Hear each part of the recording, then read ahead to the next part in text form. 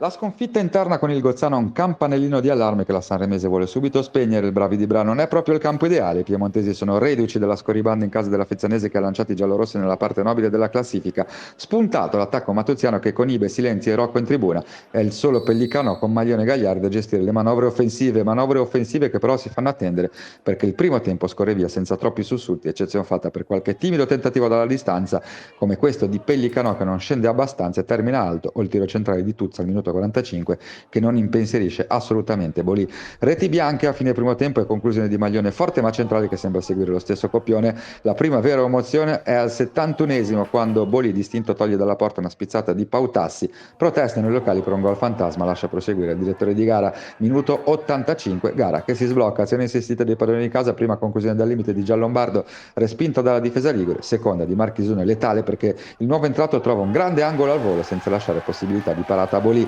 1-0 Bra, Sanemese che si butta in avanti e che nel finale recrimina per una strattonata ai danni di Tordini, recrimina anche il difensore sanremese un po' troppo però rimediando il secondo giallo e lasciando i suoi in 10 per gli ultimi istanti di gara. Cornuta e mazziata la formazione ligure che torna a casa a mani vuote, Matuziani in campo già mercoledì nel derby ligure con la Lavagnese.